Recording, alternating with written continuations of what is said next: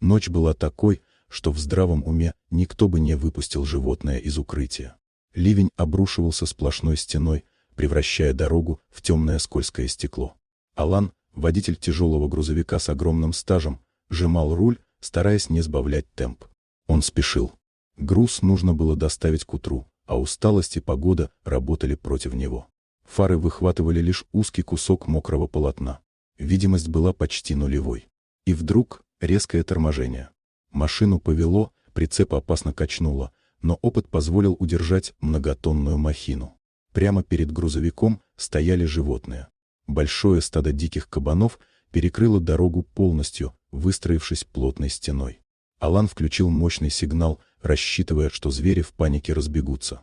Но они не сдвинулись ни на шаг. В свете фар блестели их глаза, из пасти валил пар, а впереди стоял массивный вожак, явно готовый к броску. Раздражение быстро сменилось яростью. Время уходило. Алан вышел из кабины, сжимая в руке тяжелый металлический лом, намереваясь лишь напугать животных и заставить их уйти. Он сделал несколько шагов вперед, размахивая железом. И в этот момент небо разорвала ослепительная вспышка молнии.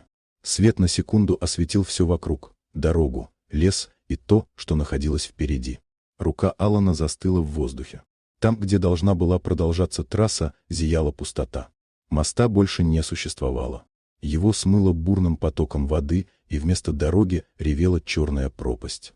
Если бы стадо не остановилось, если бы кабаны испугались и отступили, если бы грузовик продолжил движение хотя бы еще несколько секунд, он ушел бы в этот разлом на полной скорости. Животные почувствовали опасность раньше человека. Их инстинкты уловили дрожь земли задолго до того, как фары могли показать правду.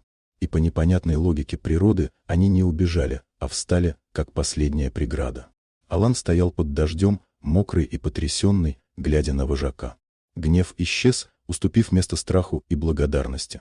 Через мгновение стадо спокойно развернулось и ушло в лес, так же тихо, как и появилось. Он остался один у края провала, опершись о теплый металл грузовика, осознавая простую истину. Иногда жизнь спасают не техника и не опыт, а те, кого человек привык считать дикой помехой. В ту ночь природа подарила ему второй шанс.